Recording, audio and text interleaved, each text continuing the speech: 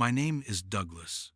I'm 53 years old, and what I discovered in my own home shattered everything I believed about the people I love. For 22 years, I poured every ounce of my soul into a family that wasn't mine by blood. I changed diapers at 3 in the morning. I sat through parent-teacher conferences. I coached Little League on Saturdays when my back was screaming in pain. I walked a daughter down the aisle. I taught a son how to drive, how to shave, how to be a man. I did everything a father should do, and I did it with a heart full of love that I thought was being returned. But what I saw that night, I'll never forget.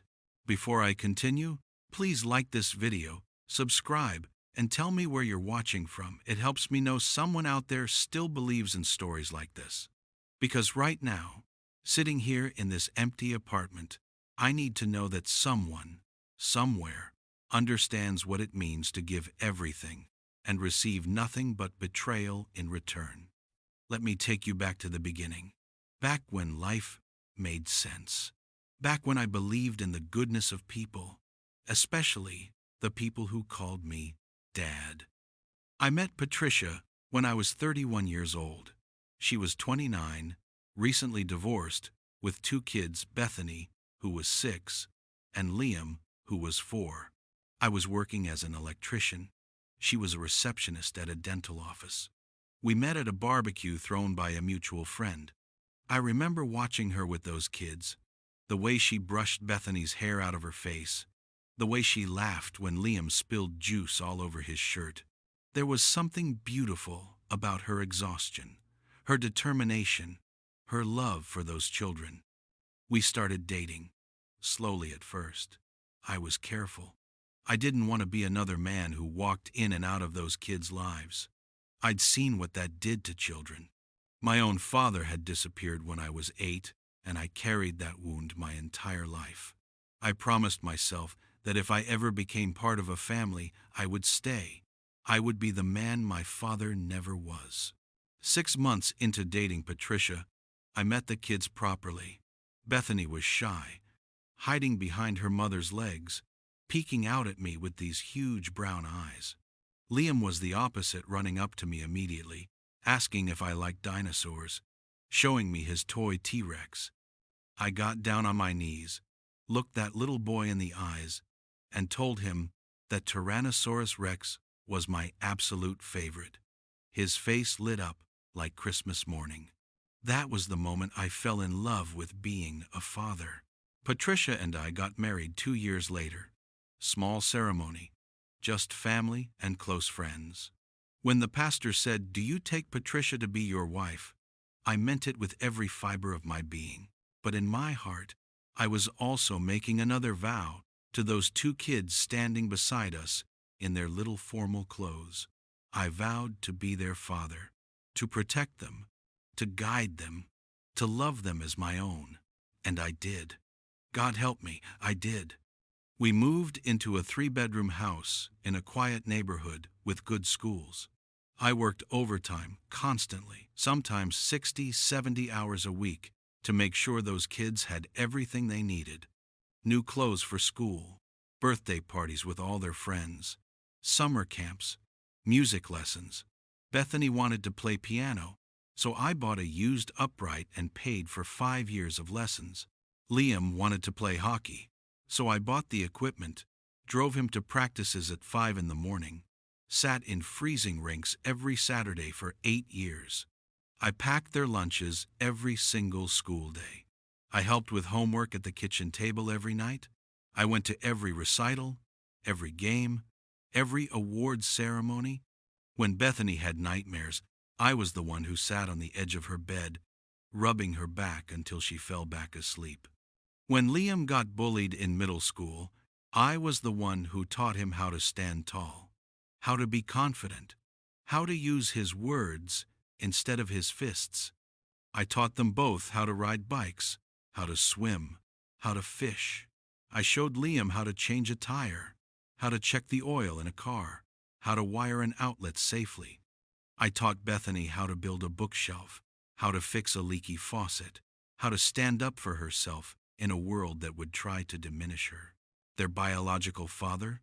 He sent a check every month sometimes. He called on their birthdays usually. He saw them every other Christmas maybe. He was a ghost, a name on a child support document, nothing more. And you know what? I was glad. Because it meant those kids were mine. I was their father in every way that mattered. Patricia and I had a good marriage. We had our fights, sure, everyone does. But we loved each other. We built a life together. We were a team. Every night, after the kids went to bed, we'd sit on the back porch with a cup of coffee or a glass of wine, and we'd talk about our day, about the kids, about our dreams for the future. "You're such a good father," she'd tell me, resting her head on my shoulder. "They're so lucky to have you." And I believed her. I believed that I was building something real, something permanent, something that would last forever. The years flew by. Bethany graduated high school with honors. I cried like a baby at her graduation, watching her walk across that stage in her cap and gown. Liam became captain of his hockey team his senior year. I was so proud I thought my heart would burst. Bethany went to college, state school, good business program. I helped her move into the dorms. We carried boxes up 3 flights of stairs in 90-degree heat, and when we were done, she hugged me and said, "Thanks, Dad, for everything." I drove home that day feeling like the richest man in the world. Liam got a job right out of high school, working in construction. Said he wanted to work with his hands like his old man. That made me so proud. He moved out at 20, got his own apartment with a buddy from work. Independent kid, strong kid. I thought I'd done something right. Bethany graduated college, got a job in marketing, met a guy named Trevor. Nice enough kid, bit too focused on his phone for my liking, but he treated my daughter well, and that's all that mattered. They got engaged. I was going to walk her down the aisle. My little girl, the little 6-year-old who used to hide behind her mother's legs, was getting married, and I was going to be the one to give her away. Life was good. Life was exactly what I'd worked so hard to build. But soon, I started noticing small things that didn't make sense. It started about 8 months before the wedding. Little things. Tiny cracks in the foundation that I'd built so carefully over 2 decades. Bethany stopped calling as much. She used to call me every Sunday, like clockwork. We'd talk about her week, her job, wedding plans, everything and nothing. It was our tradition. But the calls became less frequent. Every other week. Then once a month. Then not at all. When I'd call her, she'd be short with me. Distracted. "Hey, sweetheart. Just wanted to hear your voice." "Dad, I'm kind of busy right now. Can I call you back?" She never called back. Liam was the same. He used to stop by the house every couple of weeks, have dinner with Patricia and me, tell us stories about work, about his life. But those visits stopped. When I'd text him, "Want to grab lunch?" "Been a while," he'd respond with one-word answers. "Busy. Maybe. Later." Later never came. I told myself they were just growing up, living their own lives. That's what kids do, right? They become adults, they get busy, they don't need their parents as much. It hurt, but I understood. Or at least, I tried to. Patricia seemed different too. Distant. When I'd try to talk to her about the kids, she'd change the subject. When I'd express concern, "Do you think Bethany's okay? She seems off." Patricia would brush it away. "She's fine, Douglas. She's just busy with wedding planning." "What about Liam? He hasn't been by in 2 months. He's 24 years old. He's living his life. Stop worrying so much." But I couldn't stop worrying. Something felt wrong. It was like watching a beautiful painting slowly fade, the colors becoming duller day by day, and not understanding why. Then I got sick. It started with fatigue. I'd come home from work completely drained, barely able to stay awake through dinner. I chalked it up to age, to working too many hours. But then came the pain, this deep, gnawing ache in my abdomen that wouldn't go away. I ignored it for weeks. Men like me, we're not good at going to doctors. We tough it out. But one morning, I woke up and couldn't get out of bed. The pain was unbearable. Patricia had to call an ambulance. The emergency room. Tests. More tests. Doctors with serious faces. Words like mass, and biopsy, and oncology. Cancer. Pancreatic cancer. Stage 3. I was 53 years old, and I had cancer. The doctor, a young woman with kind eyes and a gentle voice, explained the treatment plan. Chemotherapy. Aggressive. The survival rates. She didn't need to say the numbers. I could see it in her face. I sat there in that sterile hospital room, and all I could think about was my family, about Patricia, about Bethany and Liam, about how much time I might have left with them. Patricia cried when they told us, real tears. She held my hand so tight. "We'll get through this," she said. "We're a family. We'll fight this together." I believed her. They sent me home with prescriptions and appointments and pamphlets about cancer support groups. Patricia drove me home in silence. When we pulled into the driveway, I looked at our house, the house where I'd raised my children, where I'd built my life, and I felt this overwhelming wave of love and fear. "We should tell the kids," I said. Patricia nodded. "I'll call them tonight." That night, Patricia made the calls. I could hear her from the bedroom, her voice low and serious. I waited for Bethany and Liam to call me back, to come over, I don't know, to be there. Bethany sent a text 2 hours later. "Mom told me. I'm sorry, Dad. That's really tough.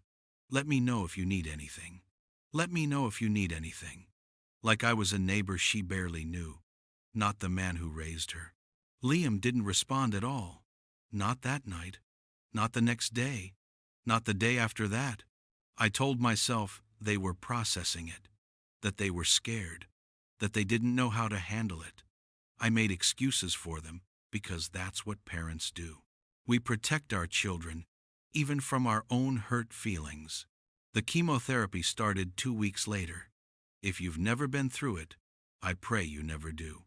It's like poison and cure mixed together, destroying everything in its path, hoping the cancer dies before you do. I was sick constantly, vomiting, weak. I lost 30 pounds in 6 weeks. My hair fell out. I looked in the mirror and didn't recognize myself. Patricia took me to the appointments at first.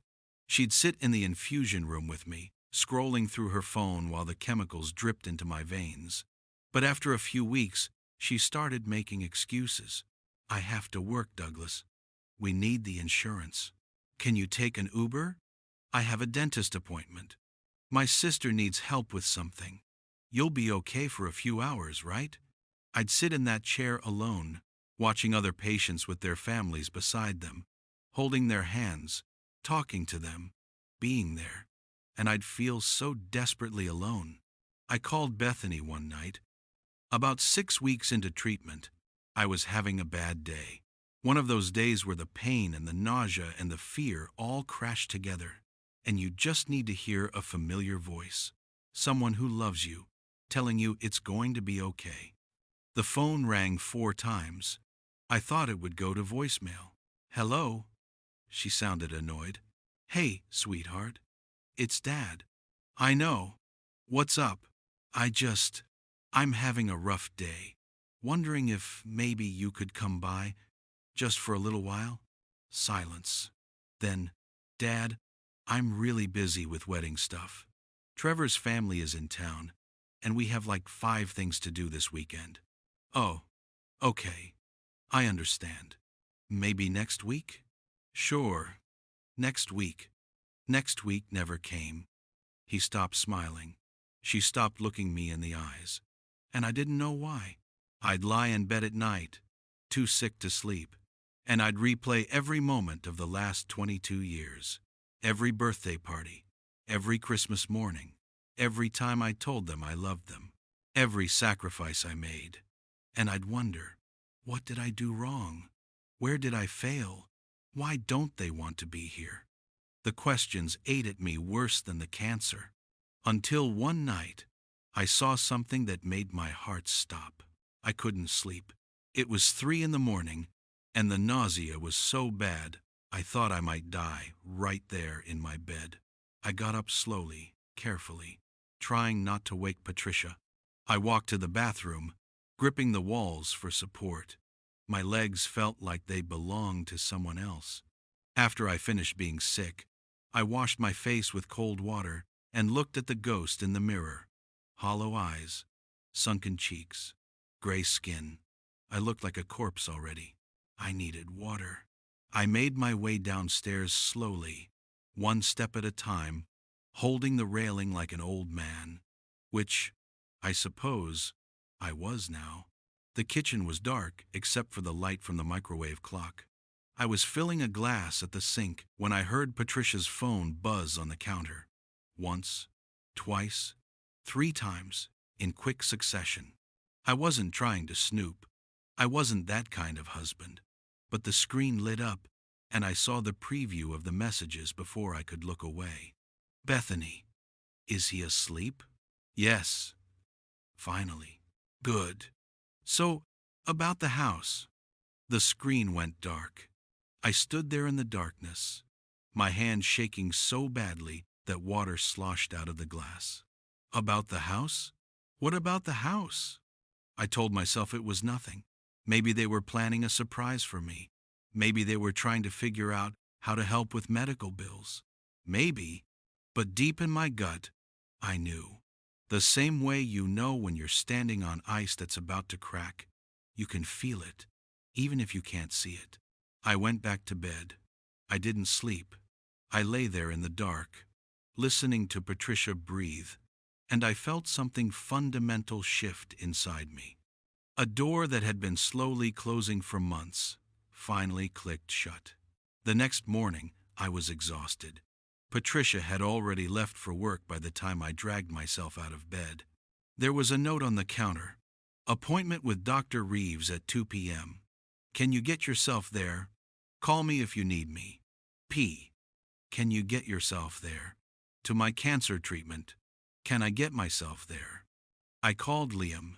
It rang, and went to voicemail. Hey, bud, it's Dad.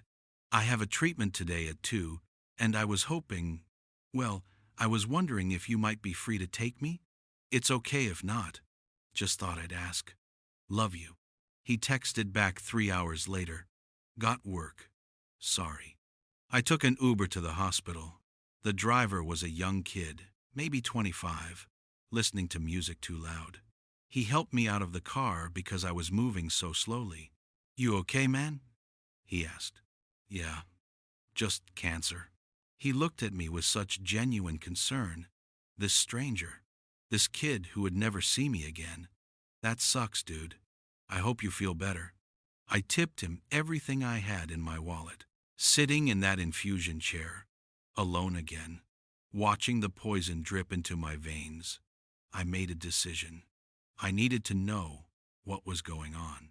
I needed to understand why my family, the family I'd given everything to, had abandoned me when I needed them most. But the next morning, the evidence was right in front of me, and I couldn't ignore it anymore. Patricia's laptop was on the kitchen table. She'd left it open, gone upstairs to shower. I wasn't planning to look. I was just walking by, and I saw my name. An email thread between Patricia, Bethany, and Liam. The subject line, Dad's situation. My hands were shaking as I sat down. Every part of me screamed not to read it. Whatever was in those emails, it would change everything. But I had to know. I was dying, and I had to know. The first email was from Bethany, dated about a month after my diagnosis. Mom, I've been thinking about what we discussed. Have you talked to a lawyer yet about the house? I know this is difficult timing, but we need to be realistic. If Dad's treatment doesn't work, We need to make sure everything is set up properly. Trevor and I could really use the equity for a down payment on our own place. You know how crazy the housing market is right now. The equity. My house. The house I'd worked myself to the bone to pay for. The house where I'd raised her. Liam's response. Bethany's right.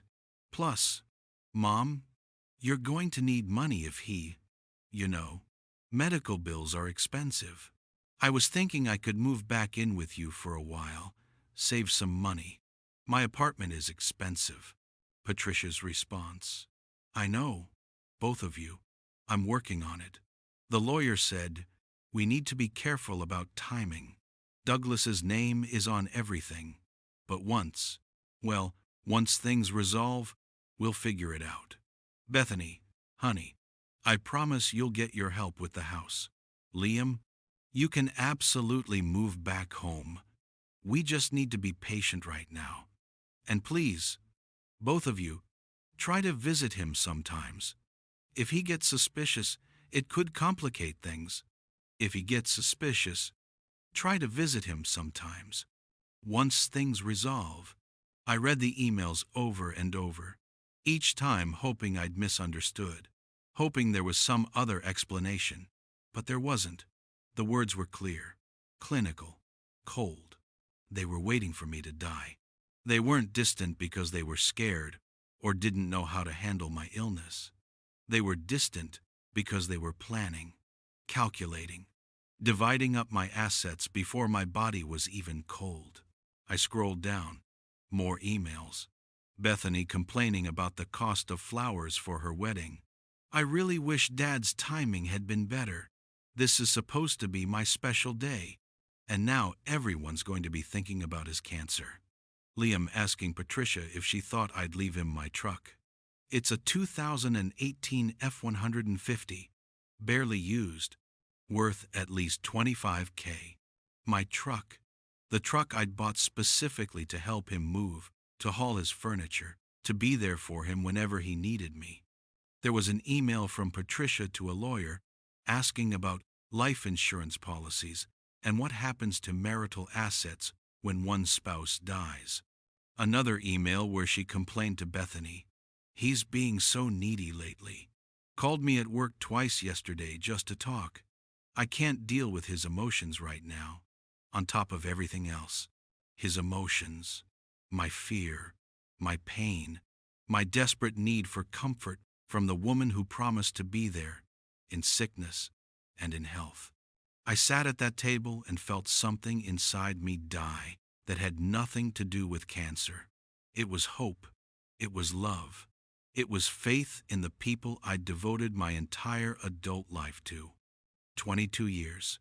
22 years of waking up at 5 a.m. to make lunches. 22 years of working overtime to pay for piano lessons and hockey equipment and college tuition. 22 years of bedtime stories and birthday parties and parent-teacher conferences. 22 years of being there, always, no matter what. And this is what it meant to them. This is what I meant to them. An inconvenience, an obstacle between them and my money. A problem that would soon resolve itself.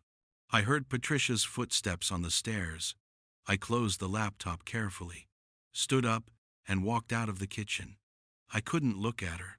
If I looked at her, I would say something. And I wasn't ready yet. I needed to think. I needed to plan. But what happened next was even worse. The next few weeks were the darkest of my life. And that's saying something for a man going through stage 3 cancer treatment. I had to pretend. Every day, I had to wake up, look my wife in the eyes, and pretend I didn't know she was counting the days until I died. I had to smile when Bethany sent her brief, obligatory text messages. I had to act grateful when Liam finally returned my calls after days of silence. The pretending was agony. It was worse than the chemotherapy, worse than the pain, worse than the fear of dying. Because, at least with cancer, you can fight. You can get treatment. You can hope. But with this, with betrayal this complete, this calculated, This cold? There was nothing to fight. The people I loved most in the world had looked at me sick, vulnerable, terrified, and seen only dollar signs. I started documenting everything. I kept a journal, writing down every interaction, every conversation, every moment of casual cruelty. Bethany calling to ask if I'd updated my will. Liam mentioning, casually, that he'd always loved my watch collection. Patricia suggesting I call my pension company to make sure everything's in order. They thought they were being subtle. They thought I was too sick, too weak, too trusting to notice. They were wrong. I also started making calls, quiet calls, to lawyers, to financial advisors, to my brother, whom I hadn't spoken to in 3 years, because Patricia had convinced me he was a bad influence. "Doug," my brother Rick said when I finally called him, "Jesus Christ, where have you been? I heard you were sick. I've been trying to reach you for months. Patricia didn't tell me you called." Silence on the other end. Then, "Doug, I need to tell you something. I never liked Patricia. I never trusted her. And those kids, man, I'm sorry, but they've always been users. I tried to tell you years ago, but you wouldn't listen. I should have listened. What's going on?" I told him everything. The emails, the planning, the abandonment. When I finished, he was quiet for a long time. "What do you want to do?" he finally asked. "I want to protect myself. I want to make sure that I want to make sure they don't get a damn thing. I know a lawyer. A good one. Let me make a call." 3 days later, I met with Eleanor Blackwell, a state planning attorney with 30 years of experience and a reputation for being absolutely ruthless when the situation called for it. I showed her the emails. I'd taken photos of everything on Patricia's laptop. Eleanor read them without expression, but when she looked up at me, her eyes were hard. "Mr. Hart, I've seen a lot of ugly situations in my career. This ranks right up there. How do you want to proceed?" "I want to change everything.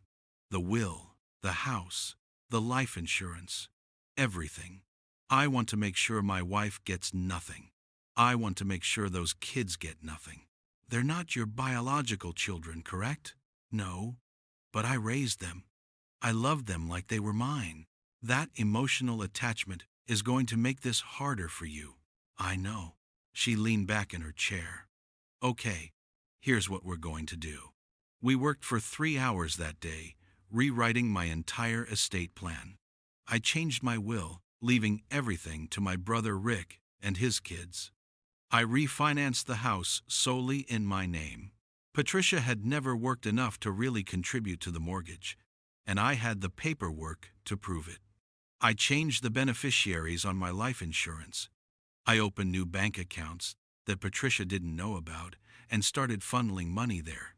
"Now," Eleanor said, "you need to understand something. When you die, this is all going to come out. Your wife will contest everything. It's going to get ugly." "Good," I said. "Let it get ugly. I want them to know. I want them to understand what they did. But here's the thing. I wasn't planning on dying. Not yet. Not until I'd seen this through. The next treatment cycle, something strange happened. My numbers started improving. Not a lot. Not miraculously. But enough that Dr. Reeves raised her eyebrows and said, 'Well, whatever you're doing, keep doing it.' What was I doing? I was angry. I was so consumed with rage and hurt and the need for justice that I think I literally refused to die. Cancer picked the wrong man to try to kill, because I had something to live for now. Revenge. No, not revenge. Truth. Justice. The chance to look Patricia, Bethany, and Liam in their faces and tell them exactly what I thought of them. I thought it was over, but I was wrong. It was 3 months after I'd met with Eleanor. 3 months of watching my family pretend to care while planning my estate sale. 3 months of documenting every cold interaction, every mercenary question, every moment that proved I meant nothing to them. Bethany's wedding was in 2 weeks. She'd called to confirm I'd still be walking her down the aisle. "Are you sure you're feeling well enough, Dad?" she asked, her voice dripping with false concern. "I don't want you to push yourself." "I'll be there," I told her. I wouldn't miss it for the world. What I didn't tell her, I'd already planned what I was going to say in my father of the bride speech. Every word was burned into my brain. Every truth I was going to reveal in front of her new husband's family, her friends, everyone she knew. But 2 weeks before the wedding, everything changed. I came home from a follow-up appointment. Good news. The tumor was shrinking to find Patricia sitting at the kitchen table with Liam. They both looked up when I walked in, and the guilt on their faces was so obvious it was almost funny. "Douglas," Patricia said, standing up, "we need to talk." "About what?" Liam shifted uncomfortably. "Dad, sit down." "I'm fine standing." Patricia took a breath. "I want a divorce." I stared at her. Of all the things I'd expected, this wasn't one of them. They were supposed to wait for me to die. That was the plan, according to the emails. Why change it now? "A divorce," I repeated. "Yes, I've been unhappy for a long time. Your illness made me realize life is too short to stay in a marriage that isn't working." The audacity, the sheer, breathtaking audacity. "How long have you been unhappy?" I asked calmly. "Years," she said, not meeting my eyes. I couldn't find the courage to say it before." Liam jumped in. "Dad, Mom deserves to be happy. And honestly, with everything you're going through, maybe it's better this way. Less stress for everyone. Less stress." Right.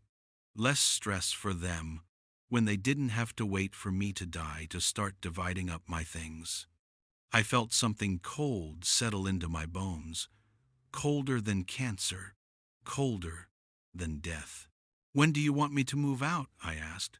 Patricia looked surprised. She'd expected a fight, an argument, tears, maybe. Well, I was thinking you could stay in the guest room until we figure out the details. No need to rush." "No," I said. "I'll go. Give me a week to find a place." "Dad," Liam started. "You don't have to." "Yeah, I do." I looked at him, really looked at him. This man I'd raised, who was sitting at my table, in my house, supporting his mother in kicking out her dying husband. I really do. I turned and walked upstairs. I could hear them whispering urgently in the kitchen, probably wondering why I'd given in so easily. They didn't know about Eleanor. They didn't know about the changed will. They didn't know that the house was solely in my name now, or that Patricia would get nothing from the divorce except whatever a judge decided she deserved for the last however many years of marriage, which, given that she'd worked maybe 20 hours a week and contributed almost nothing to the household finances, wouldn't be much. They didn't know I'd been preparing for this. I called Eleanor from the bedroom. "They're filing for divorce," I told her. "Really? That's interesting. Couldn't wait for nature to take its course, I guess." "What do I do?" "You do exactly what you just did. You move out, you let her file, and then we destroy them in court. The emails alone will show fraud, planning to profit from your anticipated death, possibly even intent to harm. And in a divorce, all of that becomes relevant." "What about the kids?" "What about them? They're adults. But those emails show a conspiracy between all three of them. We can use that." I packed a suitcase that night. Not everything, just enough for a week or two. I called my brother. "Can I stay with you for a while?" "Already made up the guest room," Rick said. "I've been expecting this call." I didn't say goodbye to Patricia. I left a note on the bathroom counter. "I'll send a forwarding address for the divorce papers." When I walked out of that house, The house I'd paid for, the house where I'd raised children who weren't mine, the house where I'd built a life that turned out to be a lie. I felt something I hadn't felt in months. Freedom. And just when I thought life was returning to normal, something unexpected happened.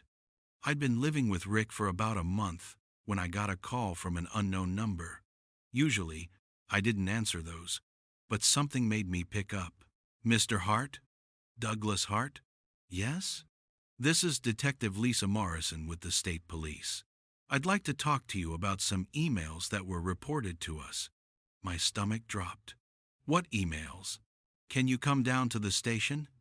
I think it's better if we talk in person. An hour later, I was sitting in a small, windowless room at the police station. Detective Morrison was across from me, a manila folder on the table between us. Mr. Hart, do you know why you're here? Not really, no. She opened the folder. Inside were printouts of the emails from Patricia's laptop, the same ones I'd photographed and shown to Eleanor. Where did you get those? I asked. Your wife filed a report. She claims you hacked into her computer, stole private correspondence, and are using it to harass her in the divorce proceedings. She's asking for a restraining order and considering pressing charges for unauthorized access to her electronic communications. I almost laughed. I would have laughed if the situation wasn't so insane. I didn't hack anything. Her laptop was open on our kitchen table. I saw my name and I read it. That's not a crime. In our state, actually, it can be. Unauthorized access to electronic communications, even between spouses, can constitute a violation of privacy laws.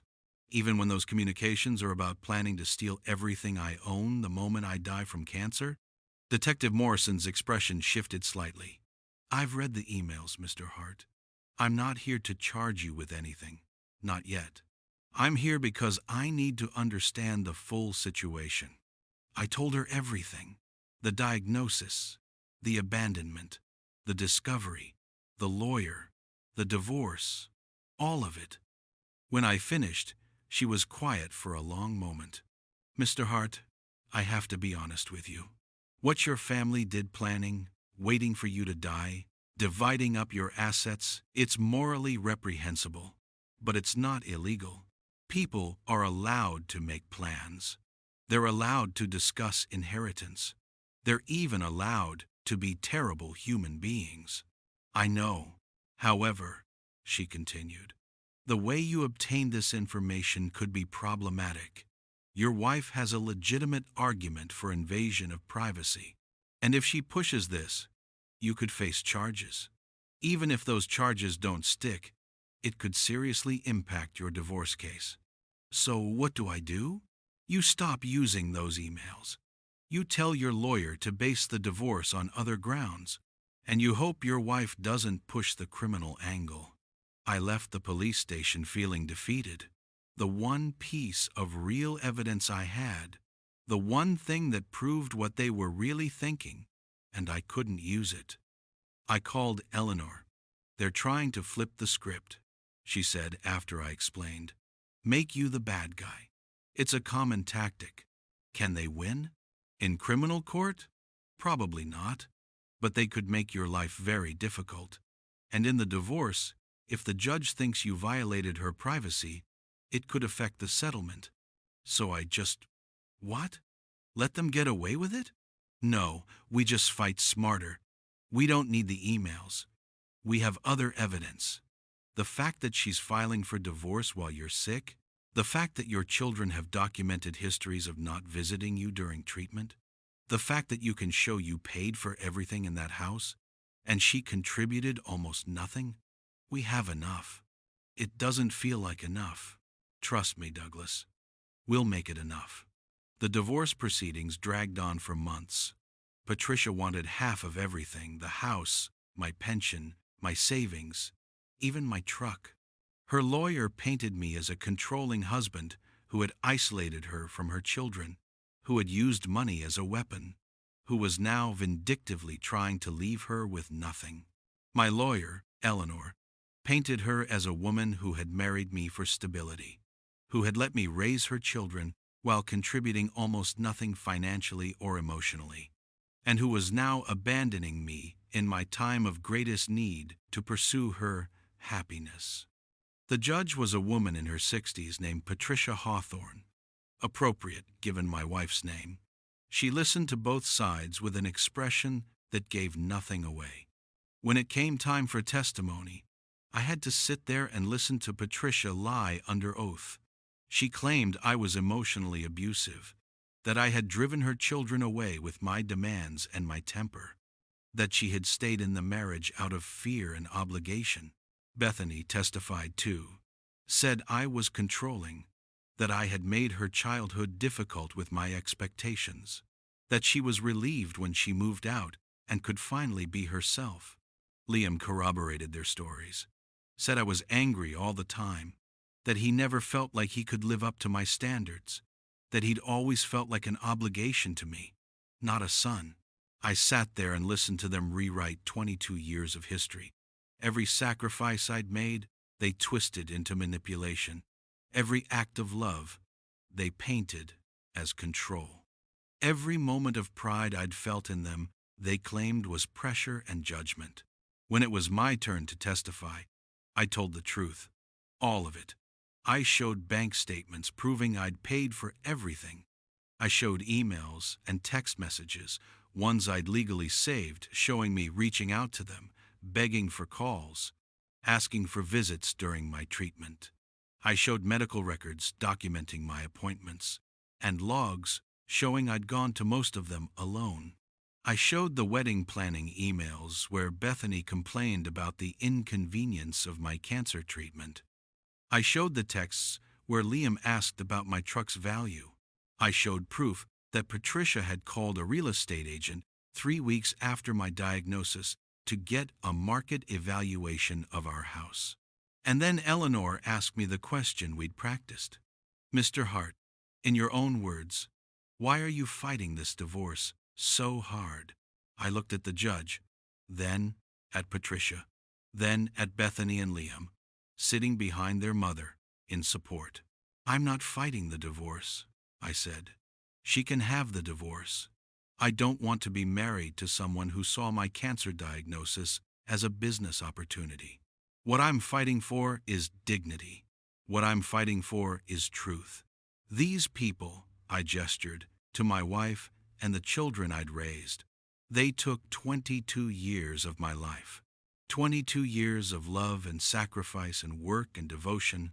And the moment I needed them, the moment I was at my weakest, they started planning how to profit from my death. Objection, Patricia's lawyer started. But I kept going. I raised those kids. I loved them. I gave them everything I had. And when I got sick, they couldn't even be bothered to sit with me during chemotherapy. But they could be bothered to email a lawyer about my house. They could be bothered to discuss my life insurance. They could be bothered to calculate the value of my truck. The courtroom was silent. So no, I'm not fighting this divorce. I'm fighting for the right to decide what happens to the life I built. I'm fighting for the right to leave my assets to people who actually love me. And I'm fighting to make sure that when I do die from cancer or old age or anything else, these people don't get to profit from it. Judge Hawthorne looked at me for a long moment. Then she looked at Patricia, then at the kids. I'm going to take a recess, she said. We'll reconvene in 2 hours.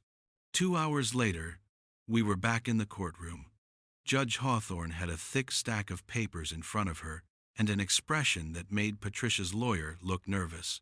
I've reviewed all the evidence presented, she began. I've read the testimony. I've examined the financial records, and I've considered the emotional testimony from both sides. She paused. Mrs. Hart, I don't believe your claims of emotional abuse. The evidence doesn't support it. The records show a man who was consistently present, consistently supportive, and consistently generous with his time and resources. Your children's testimony, frankly, sounded rehearsed and contradicted by the documentary evidence. Patricia's face went white. That said, Mr. Hart, you're not entitled to vilify your wife simply because she wants a divorce. People are allowed to end marriages, even badly timed ones. My heart sank. However, the judge continued, the timing and circumstances surrounding this divorce are deeply troubling.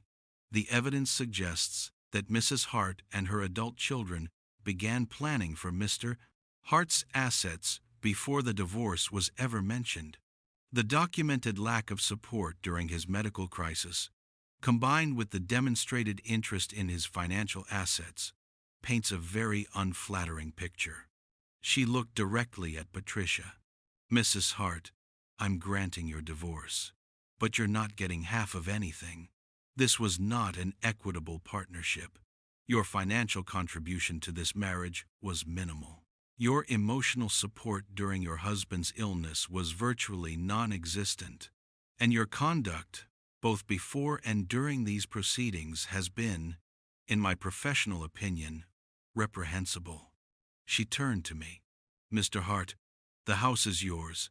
It's in your name, and you paid for it. Mrs. Hart, you have 60 days to vacate. Mr. Hart, you'll pay your wife a settlement of $50,000 compensation for the years she did contribute to the household, however minimally. That's it. No share of the pension, no share of the savings, no alimony. Patricia's lawyer stood up. Your Honor, that's my decision. And before you think about appealing, I suggest you read Section 47 of the State Domestic Relations Code regarding spousal conduct during divorce proceedings. The evidence of your client's planning could actually constitute fraud. I'm being generous by not pursuing that angle. The gavel came down. It was over. I walked out of that courthouse into bright sunshine. Rick was waiting for me on the steps. Well, I won, I said. I actually won. Damn right you did. Patricia came out a few minutes later with Bethany and Liam. They saw me standing there. For a moment, we just looked at each other. Bethany started to say something, but I held up my hand. Don't, I said. Don't say a word. Not one word. You made your choices. You showed me exactly who you are. And now you get to live with those choices. And I get to live without you. Dad, Liam started. I'm not your dad. A dad is someone who matters to his kids, someone they love, someone they show up for. I was a wallet to you, an ATM, a means to an end. But I'm not your father anymore. I'm just a man who wasted 22 years of his life on people who never deserved him. I turned and walked away. I heard Bethany crying, but I didn't look back. That part of my life was over. That was 8 months ago. I'm still here, still alive. The cancer is in remission. My doctors are cautiously optimistic. I might have years left. I might have decades. Who knows? I moved back into my house after Patricia finally vacated. It felt strange at first, being there alone, but Rick helped me repaint. We changed all the furniture around. We made it mine again. Not ours. Mine. I've reconnected with old friends I'd lost touch with over the years. Guys from work. Neighbors. My brother and I are closer than we've been since we were kids. I've started going to a support group for cancer survivors, and I've made real friendships there. People who understand. People who show up. Bethany tried to reach out a few months ago. An email. She said she was sorry, that she'd been selfish, that she hoped we could rebuild our relationship. I didn't respond. Some things are too broken to fix. Liam sent a text last month. I miss you, Dad. I blocked his number. Patricia tried to friend me on Facebook, which would be funny if it wasn't so pathetic. I deleted the request. They made their choices, and I made mine. If something feels wrong, trust your instincts. You might save a life, even your own. I'm telling you this story because I need you to hear it. I need you to understand that sometimes the people closest to you, the people you've sacrificed everything for, the people you love with every fiber of your being, sometimes those people are waiting for you to die. Not literally, maybe, not always, but in 1,000 small ways, people can abandon you while still being physically present. They can take and take and take and never give back. They can see you as a resource instead of a person. And if you're not careful, if you don't pay attention, you'll give them everything and end up with nothing. I thought love was enough. I thought if I just loved those kids hard enough, long enough, completely enough, they would love me back. I thought being a good father meant sacrificing everything, putting everyone else first, never complaining, never asking for anything in return. I was wrong. Love should be reciprocal. Family should be mutual. Sacrifice should be balanced with care. And when someone shows you who they really are, when they show you through their actions, not their words, believe them. I wasted 22 years. 22 years of birthdays and holidays and bedtime stories and hockey practice and piano recitals. 22 years of love that was never returned. 22 years of building a family that never actually existed. But I'm not wasting another day. Every morning I wake up, and I'm grateful. Not for the cancer, I wouldn't wish this on anyone, but for what the cancer revealed, for the clarity that comes with mortality, for the understanding that life is too short to spend it with people who only value you for what you can give them. I'm 53 years old. I have cancer. I might have 5 years left, or I might have 20. But however long I have, I'm going to spend it with people who actually care about me. People who show up. People who choose me, not for what I can give them, but for who I am. And every single day, I'm going to remember the lesson that almost killed me, but ultimately saved me. When someone shows you who they are, believe them the first time. Don't wait 22 years. Don't wait until you're dying in a hospital bed. Don't wait until they're dividing up your possessions before your body is cold. Believe them and walk away, because your life, your love, your time, they're worth more than that. You're worth more than that. I wish I'd learned that lesson sooner, but I learned it. And maybe, by telling you this story, I can help someone else learn it before it's too late. If this story touched your heart, please like this video, subscribe, and tell me in the comments where you're watching from and what time it is right now. It really means the world to me. Because right now, sitting in this house that's finally mine, I need to know that my story mattered, that my pain meant something, that someone out there heard me and understood. I'm Douglas. I'm 53 years old. I raised kids who weren't mine like they were my own. And when I got sick, they showed me who they really were. But I'm still here. And I'm not broken. I'm free. And that's worth everything.